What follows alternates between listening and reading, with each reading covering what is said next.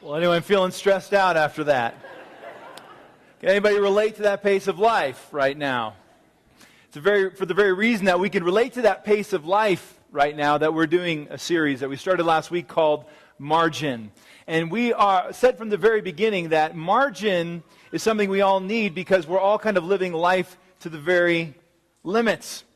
We're trying to put too much in. And we said that, we began with the idea that all of us have limits in our lives. We have financial limits, only so much that we could spend. We have relational limits, only so many relationships that we can have. We have scheduling and time limits, only so much that we can do on any given day. That we have moral limits. We have all kinds of limits in our lives.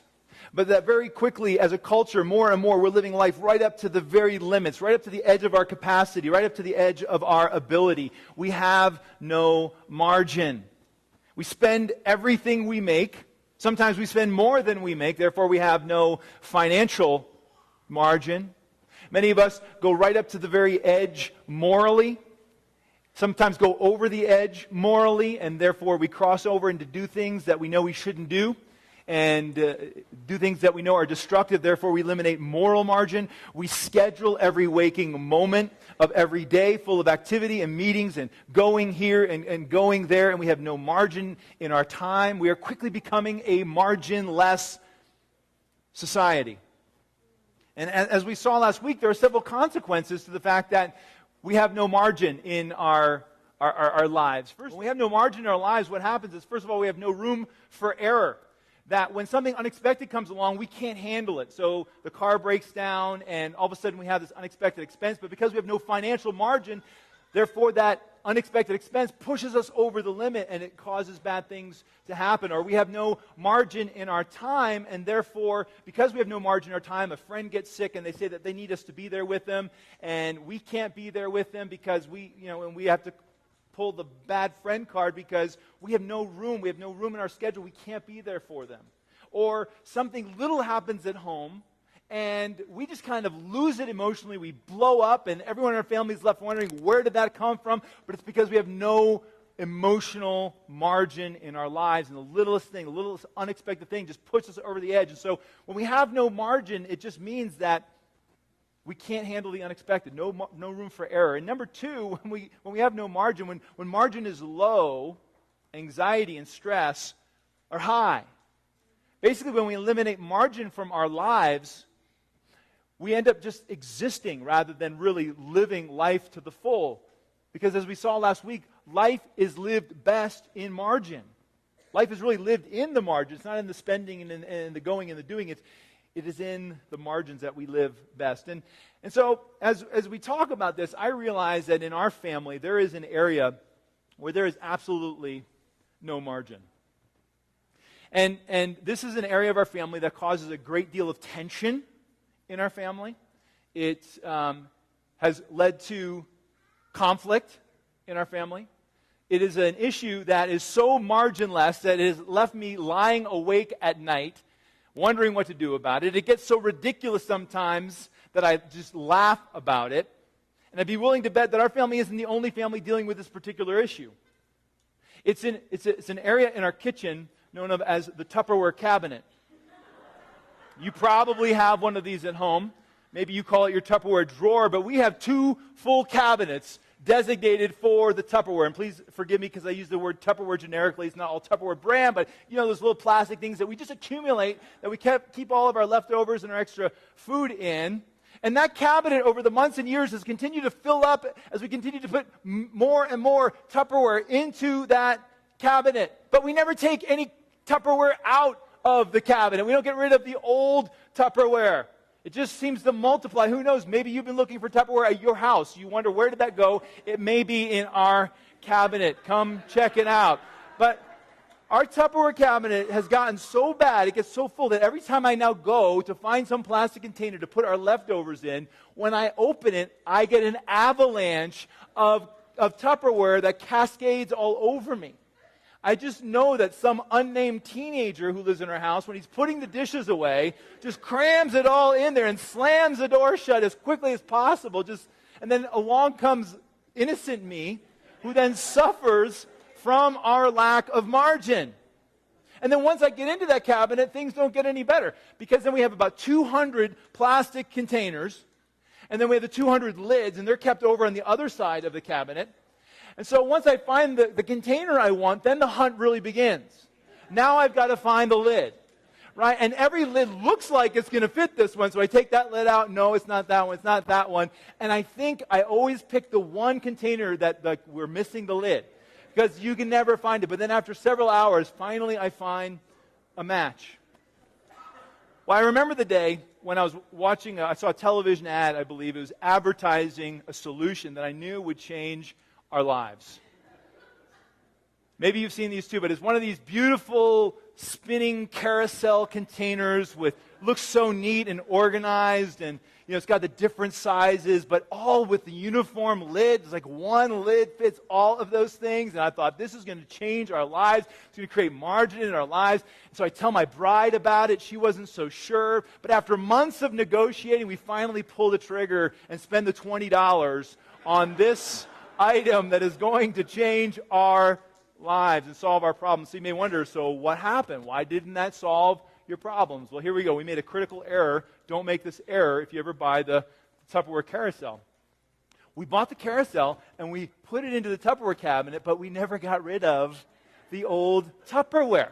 You just think you got to keep it. It's got value. We may need it. Who knows? We may send stuff home with people, but you keep it. And what happens then is this beautiful new contraption that's supposed to change your life slowly gets pushed to the back of the Tupperware cabinet.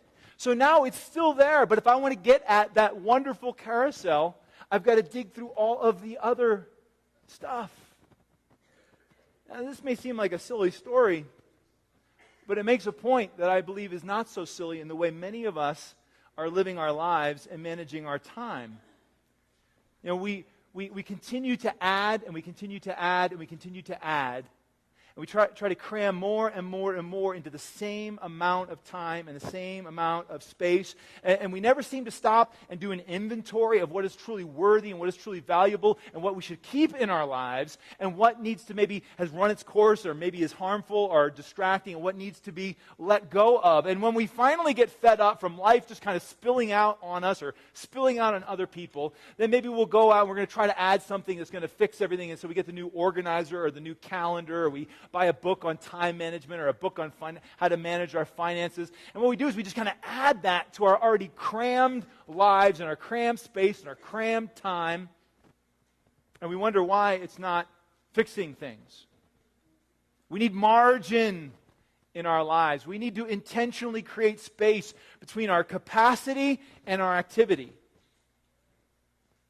We need to have financial margin, somehow spending less than what we make. We need to take out the bad and we need to add the good, right? We need moral margin in our lives. We need to take out the bad. We need to put in the good. We need margin in our relationships and in our time. We need margin in our families. We need margin in our workplaces. We need margin. And as we saw last week, the Bible has plenty to say about this issue.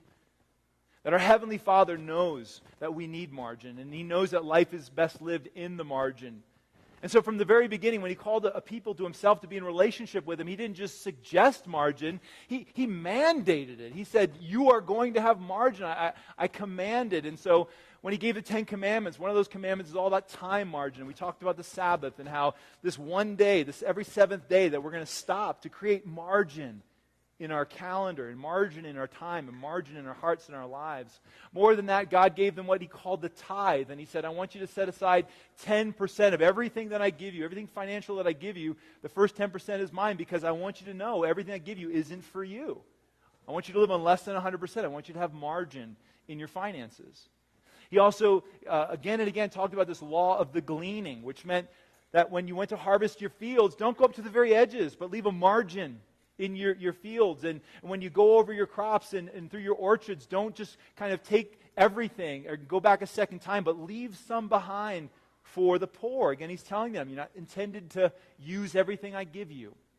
There's supposed to be margin. And these are all great principles that are still so powerful 3,500 years later. It's pretty amazing to think that in the 21st century, these principles still work today. And so today I want to get to another biblical principle that when applied is just really revolutionary.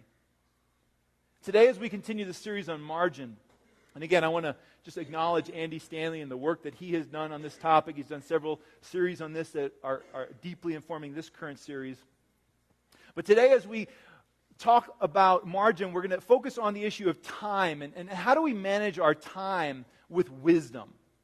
And there's lots of ways we could do that. I can give you an organizational strategy, or a new way to keep your day timer or your calendar. We could try to add something more to our lives, our already full lives, but we're not going to do that. What we're going to do today is we're going to talk about just this one big overarching idea, this way of viewing life that really, when we get it, changes everything. Because if we get this right, it changes the way we view our time, it changes the way we spend our time, and if you could change the way you view and you spend your time, you could change your life because your time is your life. Kids, I got a word for you today. You count how many times you hear me say the word the. All right? I want you guys to feel a little bit what it's like to live without margin. All right, we're going to put you to the very limits. You count how many times you hear me say the word the. And if you are here today and you wouldn't consider yourself to be a church person or a Christian, I am so glad that you're here with us today. I think this is a topic that really is for everybody. You don't have to be a Bible person or a Jesus follower to get value out of what we're going to be talking about today, but this is for everybody. It's going to come from the Bible, but you could use it too. I'll give you permission. It's going to come from the Bible, and if you have a Bible, find the book of Psalms, and then once you find Psalm 90. The book of Psalm is right in the middle of your Bible. Psalms is the Hebrew word that actually means song, and that's what the book of Psalms are. It's a book full of songs, and these songs would be set to music in ancient worship services, and they would teach about God, and they would give people an opportunity to express their emotions toward God, much like we would do today in our worship services. Now, most of these psalms were written by King David, but other people wrote psalms as well. And this one, you'll see if you turn to it, right in the title, it says, A Prayer of Moses, the Man of God. Now, I don't know about you, but I think that's pretty cool that we still have a prayer of Moses like 3,500 years after he lived, that somehow his prayer was preserved for us. Moses must have been a journaler. Maybe he wrote out his prayers like some of us do, and somehow someone thought, these are important, we need to keep these, and they were kept until the Psalms were kind of assembled together. But here we have a prayer of Moses that has been preserved, and what we're going to find in Psalm 90 is a beautiful work of theological art, perhaps better than any other theological work, because few others knew God the way Moses knew God. And this is also going to be an amazing view of life and of time, because few others have lived the kind of life and had the kind of perspective that Moses did. I mean, if Moses had something to say about life, we should all probably pay attention to it. Because not only was Moses super close to God, not only was Moses super wise, Moses was one of the most influential leaders who ever lived, but more than that, he also lived 120 years.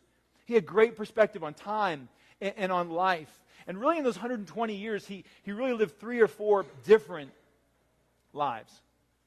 If you know the story of Moses, or maybe you've seen the movie or read the story in the book of Exodus, but Moses, his first life was spent in Pharaoh's palace, and Moses grew up as the heir to the throne of one of the most powerful empires ever on the planet, that he was going to, maybe someday be, a leader in Egypt. And so he had everything going for him. He had the best education, he had power, he had influence, he had a bright future.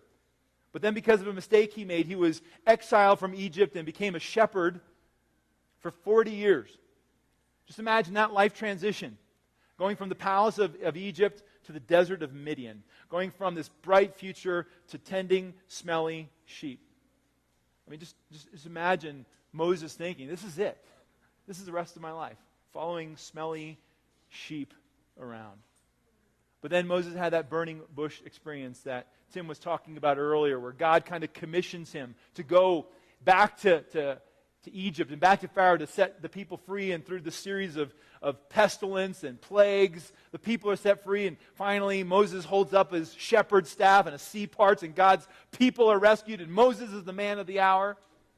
And next comes the last phase of his life, the last 40 years of his life, where he's left, leading these people, the Israelites, around in circles in the wilderness, listening to them complain and listening to them bicker and watching them rebel. Moses had about every situation and circumstance you can imagine in life. And this guy has some perspective on life. And in Psalm 90, he gives us his perspective. And here's where we find this one thing, if we can get this right, can really revolutionize the way we view and spend our time, therefore change our life. And it all comes to us through a prayer. Psalm 90, verse 1 and 2. Let's see how it starts. This is Moses praying, Lord, you have been our dwelling place throughout all generations. Before the mountains were born, or you brought forth the earth and the world, from everlasting to everlasting, you are God. So here Moses kind of sets the tone for this prayer. And he sets the tone really well. He begins the prayer the way I think every prayer should begin, focused on the greatness of God. And so Moses is focusing on the greatness of God, and he's focusing on one particular aspect of God's character, his eternalness. The fact that God is eternal. And he says it beautifully. He says, from everlasting to everlasting, you are God. In other words, if we would go back in time, back into the past, into eternity past, as far back as we could possibly imagine, there is God. He has no start. I mean, if you can go back as far as you can imagine, God is just as old as he has always been, because he has no start. And if you go into the future, as far as you could possibly go, there is God. Because he has no end. And he is just as old as he has ever been there in the future. And it kind of like boggles our minds. We are temporary. We don't get the whole eternal thing. But I love that about God. I think it was St. Augustine who said, if you can understand it, it's not God. And we don't get the whole eternal nature of God, but that's God. And Moses goes on in verse 3, he says, you turn men back to dust, saying, return to dust, O sons of men. Okay, that's where we kind of get the contrast in the prayer. And I believe every good prayer starts with contrast. You are God, I am not. And here Moses is setting the contrast between us and between God. God is eternal and we are temporary. That's a great way to start any prayer. You are God, I am not. You are eternal, I am temporary. You return men to dust. We were intended to live forever. Not be eternal, because we would always have a start, but that we're intended to live forever, but because of our sin, because of our choice to rebel against God, our ancestors' choice, therefore God said, you're going to return to dust. It's right there in Genesis chapter 3. Moses goes on in verse 4. For 1,000 years in your sight are like a day that has just gone by, or like a watch in the night. So here Moses is kind of comparing the difference between the way we view time. For us, 1,000 years is a long time. I mean, just think back what was happening 1,000 years ago. 1014 A.D. I mean, wow. Not much, right? But since then, think about what's happened the last 1,000 years. You've had like the Dark Ages and the Reformation, and you've had the Industrial Age, and you've had the Modern Age and the Postmodern Age, and everything that's happened the last 1,000 years. To God, that's like, oh wow, 3 hours went by. Or a day, because he says also a watch in the night. And a watch in the night is about 3 hours. Or think back 2,000 years. That's when Jesus was walking on the planet, the disciples and all. We read the book of Acts 2,000 years ago. To God, that's like a couple of hours. Because he is eternal. He views time differently. Verse 5 and 6. You sweep men away in the sleep of death. They are like the new grass of the morning. Though in the morning it springs up new, by evening it is dry and withered. And now Moses is comparing our life and the span of our life to the existence and the eternal nature of God. And he's saying, God, what's our lives look like to you? Not even 3 hours, because that's like a day. So if 1,000 years to you is like a couple hours, what is our lifespan like to you? He says it's like grass that springs up in the morning, and by the end of the day it is withered away. It is gone. It's like God looks at us like, oh, look, he's such a cute little baby. He's an old man. He's gone. Aren't you glad he came to church today? Isn't this encouraging? Isn't this encouraging? Verse 10 gets better. The length of our days is 70 years or 80 if we have the strength. Yet their span is but trouble and sorrow, for they quickly pass and we fly away. You can just hear, Moses probably had one of those shirts, life is short. Life is short. That's what he's saying. Life is short. 70 or 80 years, maybe, if you have the strength. And to us, when we're young, 70 or 80 years sounds like, wow, that's a long time. 70 or 80 years, man, whoo, it's going to be phenomenal. But then the longer time goes, the older we get, the more we realize how short life really is. I'll never forget talking to a friend or I thought he was a friend, when I turned, I think it was 43, and I said to him something like, wow, man, I'm like halfway home. I mean, this is it.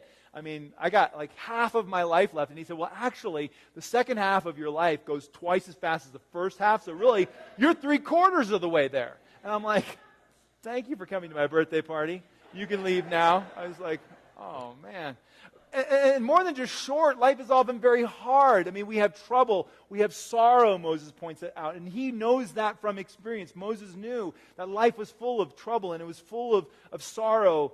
And even though he lived for 120 years, he knew the brevity of life, the shortness of life. Our years quickly pass and then we fly away. Life is over before we know it.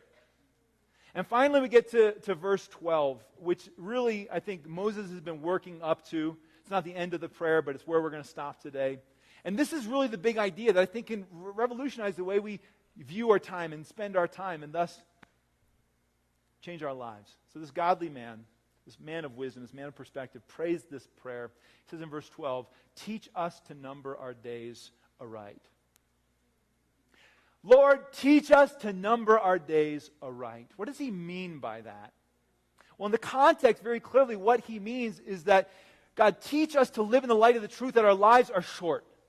Teach us to live in the light of the truth that time goes by so quickly, that we have only so many days to live. God, teach us to number our days.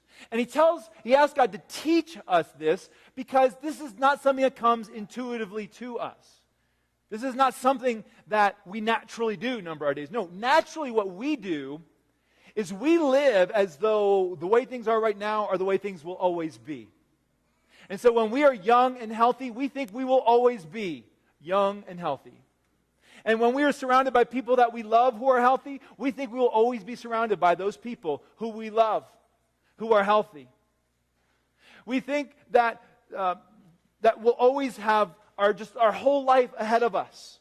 That time seems to be this unlimited commodity. And when we live that way, we don't spend a whole lot of time worrying about what we're going to do with our time, what we will put in it and what we won't put in it. We'll do whatever we want to do with the time because we treat time like it is this unlimited commodity. We don't really think things through. And so we give little thought to how we're going to spend our time, what we will, what we won't do. And as a result, we end up squandering our time. When you squander your time, you squander your life. And that's why Moses prays, teach us to number our days. And then he finishes that statement by saying that we may gain a heart of wisdom.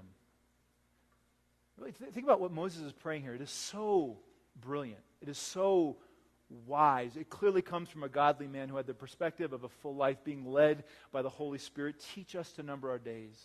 Teach us to keep the shortness of our lives in front of our minds. Not so that we're depressed, not so that, we're sad, not so that we walk around gloomy, but so that we can gain a heart of wisdom.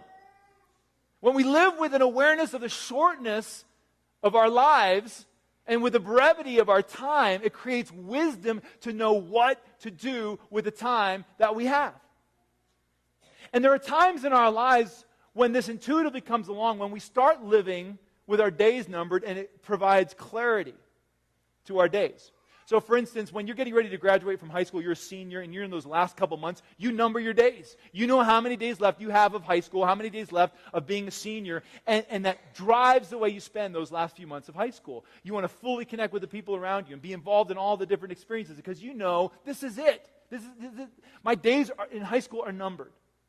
And when you're going to be married, you know how many days there are to your wedding and how much time you have left to plan for the ceremony and to get things right and to spend time with friends and enjoy your last days of freedom or whatever. And you whatever it is that you're doing, it just provides clarity. And when you're going to have a baby, you number your days. You do that countdown to 40 weeks and make sure you get the nursery done in time and you buy the clothing and the diapers, you get everything set, you paint the room and again, you enjoy your last days of freedom before the baby comes because you've numbered your days and it provides clarity, provides wisdom on how you're going to spend your time. When you're getting ready to retire, it provides clarity and wisdom. Your last few months of work, you learn to appreciate those things that were once mundane or menial because this is the last time you're going to be there doing that. Last time in your life, and you've numbered your days and it brings clarity and it brings wisdom. When we learn to number the days of our lives, when we learn to live with this perspective, we gain a heart of wisdom in the way we live our lives and spend our days and know what we should be doing and what we shouldn't be doing. And really another way that we could say this prayer is with this mantra right here: my time is limited, so I have to limit how I spend my time. My time is limited, so I have to limit how I spend my time. Can you just say that with me? My time is limited, so I have to limit how I spend my time. That is just another way of praying this prayer. When we begin to see this truth and live this way, we can begin to create margin in our lives. When we live with this perspective, it gives us the power to create margin in our lives because we begin to see what should be and what shouldn't be in our lives, morally, financially, in our schedule, relationally. Again, keeping in mind that our lives are short. It's not a morbid thing. It's not a death focus. It's not depressing. It's a wisdom thing. It gives us a heart to live wisely. Bronnie Ware is a hospice nurse who spends time with the dying. And she spent time with countless dying people, particularly in the last 3 to 12 weeks of their lives. And through the course of ministering to the dying, she would always ask them questions. And one question she always asked everyone is, do you have any regrets? And of course, nearly everybody had regrets, some kind of regret. And she began to kind of document these regrets. And she ended up writing a blog about like the top 5 regrets that dying people have. And she posted the blog. Within the first year, it had 3 million views. And so Bronnie went on to write a book called The Top 5 Regrets of the Dying, and the subtitle is A Life Transformed by the Dearly Departing. So let's just all do ourselves a favor this morning. Let's just kind of fast forward to the deathbed. Let's just go there in our minds, and there we are, and someone is asking us if we have any regrets. But we have the advantage of coming back to today, knowing what we do now, and saying, you know what, if we don't make some changes right now in our lives, we will probably be living with some of these regrets that are 100% preventable. And if we were to do some things today, we would be able to not have these regrets when we're in our deathbed. I'm not going to share all 5 with you, but let me just share with you the top 2, because I think we'll all resonate with them. Just again, if we were to make some changes today to not have those regrets, wouldn't that be a gift that we can give to ourselves? So what are some of those regrets? What's the number 2 regret? It's probably something, Elmer Fudd there a little bit. Regret. This is something that you could probably imagine would be a regret of the dying. It's probably the first one you would think of. Maybe we could even say it together. I wish I hadn't worked so much. Well, that worked out much better in my mind than it did out here. Let's try it again. I wish I hadn't worked so much. Listen to what she writes about this. She says this: this came from every male patient that I nursed. They missed their children's youth and their partner's companionship. Women also spoke of this regret, but as most were from an older generation, many of the female patients had not been breadwinners. But all of the men I nursed deeply regretted spending so much of their lives on the treadmill of work existence. And then she kind of goes into kind of advice or counsel based on what she was hearing from the dying. She said, listen, by simplifying your lifestyle and making conscious choices along the way, it is possible to not need the income you think you do. And listen to what she says next. And by creating more space in your life, you become happier and more open to new opportunities. I mean, do you hear what she's saying? What she learned from the dying is basically everything we've been talking about: living a life of margin, creating space, getting off of the treadmill, maybe downsizing my lifestyle a little bit, simplifying my lifestyle so I don't need to make the same amount of money that I think I do. We don't want to end life with preventable regrets. We need to get this now. Life is going to go by so quickly, and you don't want to wait until you're forced to realize your days are numbered to begin living with a heart of wisdom. Why not do it now? What about regret number 1? This one may be a bit more of a surprise for many of us, but the number 1 regret of the dying is this: I wish I'd had the courage to live a life true to myself rather than a life others expected of me. Just think about that. Number 1 regret of the dying: I wish I'd lived a life true to myself instead of the life other people expected of me. How much of our lives are driven by the expectations of others? How much of your full schedule is driven by an expectation to keep up financially, to keep up, to at least look busy, right? Because then you have more value. How much of your spending, how much of your doing is driven by social pressure and expectations? How horrible it would be to get to the end of my life and realize I didn't even live my life. That I lived a life that other people expected me to live. Teach us to number our days so that we may gain a heart of wisdom. Teach us our lives are short. Let us live with this perspective so that we can, live our days with wisdom, live our days with margin, and enjoy life. And more than just the regrets of things that we don't do, what about the things, what do the dying actually do? What are the things that the dying actually engage in? What can we learn as we gain this heart of wisdom? Well, first of all, let's turn these first two regrets into positive statements. First of all, don't work so hard. Number two, be true to you. But what can we learn if we're gaining a heart of wisdom from the brevity of life? What can we learn about those who are dying? What do they actually do? And there's many different ways we can learn about this, but we just celebrated 9/11's anniversary, and I was doing some reflecting on that, and I was watching some video from the movie United 93, which tells just the amazing story of those heroes on Flight 93. It was heading for the U.S. Capitol. It was going to crash into the Capitol, but the passengers took over, and they ended up crashing in a field in Pennsylvania. But the passengers on that flight knew what was happening. They knew they weren't being hijacked. They knew it was a suicide mission. And they knew, barring some miracle, the chances are they were all going to die that day. And what did they do? We have the recordings and we have the phone calls that they made that tell us what they did. And I considered showing a video clip, but it is just so emotional and powerful. I don't think I would be able to finish up here. And so let me just tell you what they did. First of all, everything became incredibly clear. And they stopped sweating the small stuff, things that just a few moments before were so heavy on their hearts, things that divided them from one another, things that gave them social inhibition to not connect with other people, things that would have stressed them out or worried them, all of a sudden were inconsequential to the fact that their days, their minutes were numbered. Those things no longer mattered. And I just wonder, how much of the small stuff that we sweat right now would we not sweat about if we learned to number our days? The things that divide us from one another, the things we get so hung up about, the things we worry about, the things that we have fear and anxiety about. If we just learned to number our days, how much of that stuff would just go away? But more than that, there were two things that mattered a great deal to the people on that flight based on their phone calls and the messages and the recordings that were made. First of all of them got right with God. All of them. No matter where they were spiritually before getting on that plane, all of them were talking to God, getting right with God. They were praying prayers, Lord. They were praying the Lord's Prayer together. They were saying, God save us, God forgive us, God accept us, God deliver us. And it just strikes me, why would we wait for something so important to maintain a relationship with God? Why wait until we know our days or our minutes are numbered? Why not maintain that in the margin of our lives right now? And the second thing that they did was they focused on the people that they loved. All of them were trying to get through to loved ones, making phone calls, leaving messages. I love you. You're so special to me. I'm so sorry for this, or I'm sorry I won't be there. I wish I wasn't here. I wish we were together.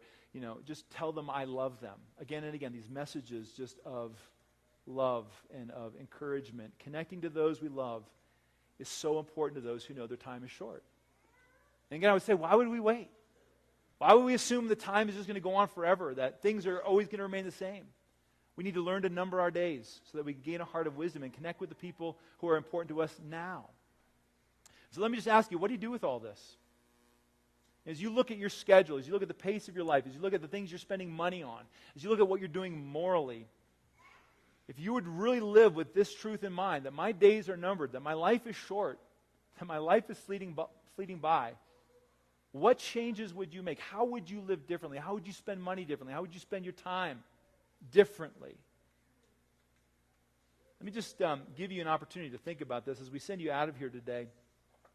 Everyone's going to receive a margin card as you leave, and it looks just like this. I just want to ask you to focus on this today at lunch, or maybe get half hour alone this afternoon, but do it today while it's still fresh in your mind.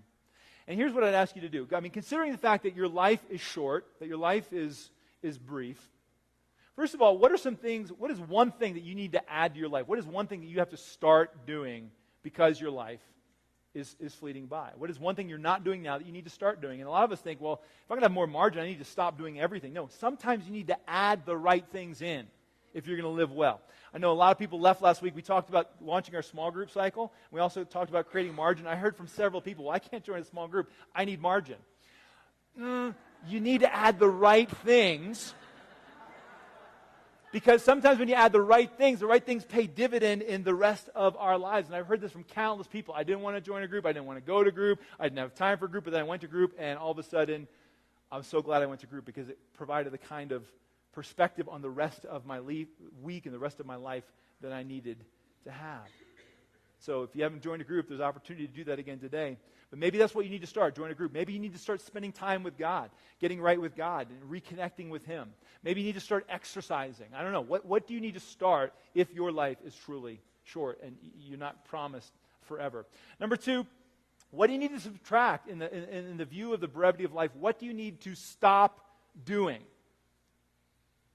And this could be, again, a moral issue. Maybe it's a person that you know in your life that's just a bad influence. You need to just say, I'm done with that friend.